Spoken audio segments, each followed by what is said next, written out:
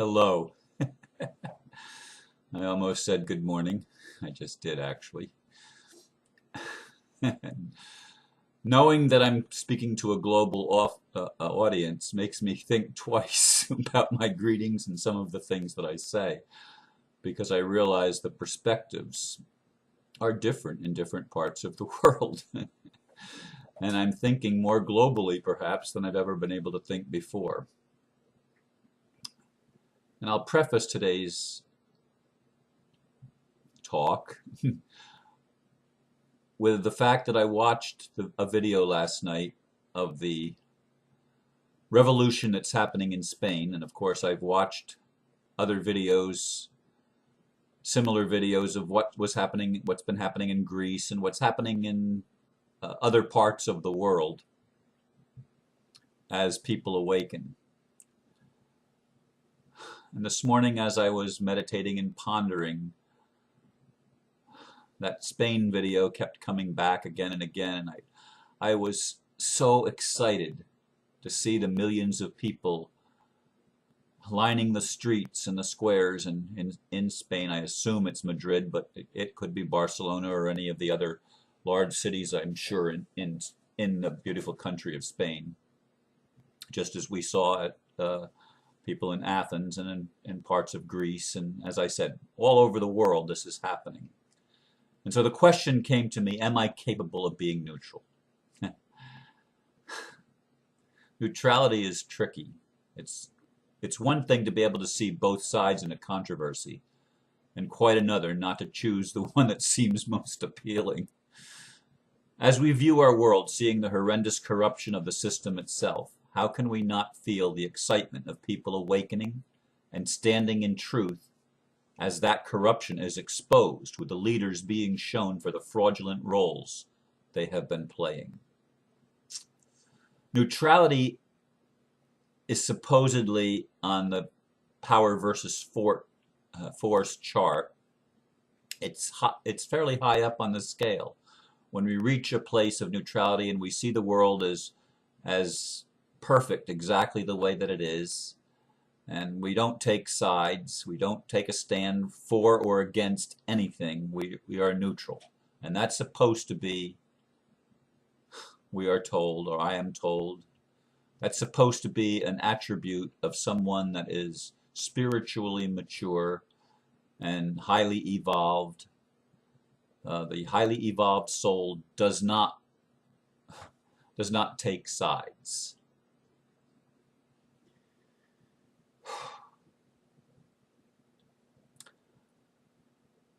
Well, I'm not there yet, if that's the case.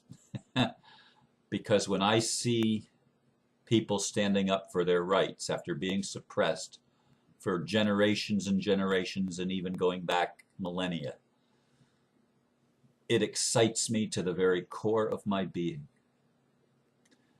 And I'm saying it's about time. And that's not neutrality. I'm on the side of the people. I've been reading, or I should say not reading, but listening to the Creditors in Commerce material, as I've mentioned in other videos recently. And he talks about the system. He sees the system as a good thing. I also watched a video yesterday about the governor of the Republic of California and his legal battle. They're trying to take his house away from him. And he has used some of the remedies that I'm well familiar with in the Creditors in Commerce material. And the court simply ignores the remedies because the corruption runs so deep. And the courts know, and the lawyers know, and the bankers know that they're in a losing battle. The handwriting is on the wall. Their corruption is exposed. It's exposed, folks. And there's nothing going to turn it back. They may think that they can do it by force of violence, but people are waking up too rapidly. This is going to be a summer of tremendous revolution and change. And folks, I'm not neutral in it. I'm on the side of the people waking up. The system Yeah, okay. They say that there's this two sides of the court. There's the public side and the private side. Well, I saw the governor of of Arizona, of the Republic of Arizona, say that they tried to get it into the public side or the private side where you're supposed to be able to get justice and it's supposed to be ruled on common law. But the judges wouldn't allow it to go to the private side. It had to be to maintain on the public side. And this battle for the people's rights has to be fought, and it's a fight, it's a battle, on the public side. It has to be fought in the open, not behind closed doors, but in the open. So my new paradigm, my new personal paradigm that I've been trying on for the last almost 2 weeks now is being challenged at the very core of my being, because I'm realizing, hey folks, if spiritual advancement and enlightenment comes with not caring about the outcome of things, well, I'm not there and I don't even want to be there. And that's the truth. We as humans have been suppressed far too long. The government does derive its power from us, and we have been have relented in standing in our power and claiming our natural God-given rights. We have relented in that and given up so much for so long. It's time that the pendulum swings in the other direction. And it's time that those that have conspired against humanity, I can see the side where their conspiracy against humanity has helped awaken humanity. I can see the gift in it. But I don't want it to continue. It needs to be brought down. The financial house of cards needs to totally collapse. I rewatched a video here last night, or at least tried to watch a video about the Dr. Brzezinski in Houston, Texas, and his cancer cures that he has developed, and how much the government fought him every step of the way, spending literally hundreds of millions of dollars trying to stop him and put him in jail and keep his process from making it into the mainstream, because it threatens the treatments that are approved, the radiation and the chemotherapy treatments for cancer that don't work, that never really work, or at least only in a very small percentage of the cases. And I'm sure, truth be known, it's about consciousness when it does work. It's not about the actual treatment itself. The treatment doesn't work. But the government fought him tooth and nail for a couple to a few decades. My God, since the 1970s, actually since the 80s they've been fighting him, but he's been developing this thing since the 70s. And I say we tried to watch it. We couldn't watch it because there was so much interference being beamed into my house. There's nothing wrong with the DVD. I mean, I was able to watch the DVD later. The DVD is perfect. The equipment is perfect. It shows videos perfectly. But somebody didn't want us to watch the video. Didn't want people to be awakened. But we saw over half of it, even though it was breaking up in times, and there was patterns going across the screen of interference. You could tell there was some signal that was being picked up on the video, and it would occasionally stop the video in its tracks, and then it would come back again. All the signs of electronic interference with a DVD. And this is not something that's new. It's not something that's happened for the first time. Any time that I have a controversial DVD, that I announce the time and place that it's going to be shown, I tend to have lots of interference in the video itself. Lots of interference. And yet I've gone back sometimes the next day and watched the exact same video on the exact same equipment and had it play through flawlessly. You tell me, folks. You tell me.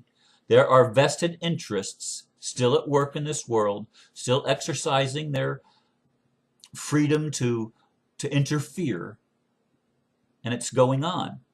But I don't want to be neutral in this. I'm on the side of people waking up. I'm on the side of humanity taking back its power and being elevated and really coming to a place of consciousness where we can recognize both sides in the controversy, but we realize that we have to choose the right and the good, and there is a right and a good. There is a right and a good. There is a higher path as opposed to a lower path. It exists, folks. It's not a neutral thing. It doesn't matter thing. Maybe that's been good in other generations, but this is the generation that we're waking up. And I see it. I see so many clues. I mean, the other day I was asked, what is the evidence of the ninth wave energy? Well, my God, open your eyes, folks. Look at what's going on in the world. This is evidence of the ninth wave. You say, but it's still the powers that be are still in control. Well, did they not run out of the Bilderbergers meeting in Switzerland? Did Henry Kissinger and Rockefeller not leave because there were actual warrants for their arrest? I mean, these leaders are running scared, more scared than they've ever been in their entire lives, because they know the people are waking up and they know people are demanding change. And I think that's a wonderful thing. And I don't want to be neutral about this, because it does make a difference. It does make a difference.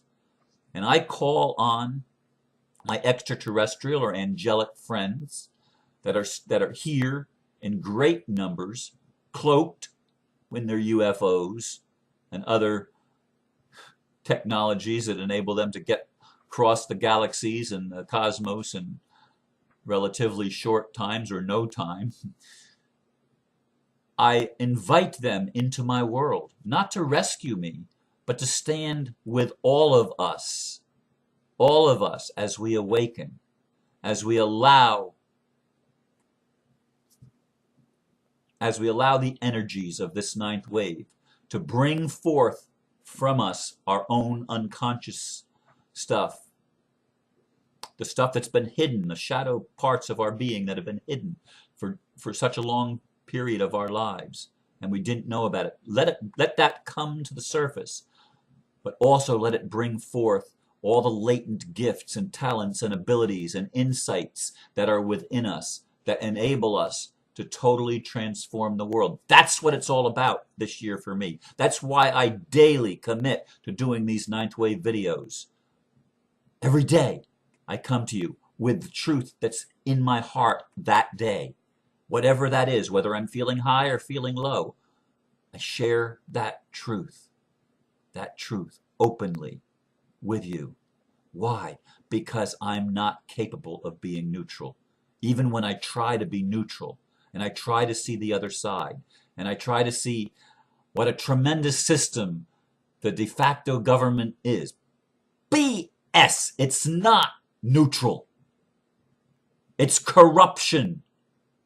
It's built on fraud and corruption and lies to its very core. The banking system is a fraud, folks. It is a fraud. The Federal Reserve is a fraud. The IRS is a fraud. And I know Brandon thinks that they do wonderful things, and maybe it does work for a handful of people that are able to squeak by.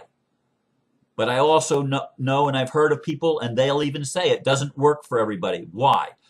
Because you're not thinking as a creditor. A creditor is supposed to think, is supposed to be neutral. Well, right now in the world there is polarization, and we need to ride that polarization till it changes and it shifts, and peace is the goal. Peace is the goal and the destination. At least that's my goal and my destination. Justice is my destination. Justice has to come before peace.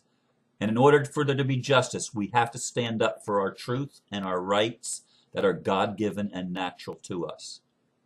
And I'm willing to do that, and I know a lot of people around the world, an exponentially growing number, are willing to do that, and I bless you that are willing to stand in this ninth wave energy and transform our world together. Namaste. Have a beautiful day.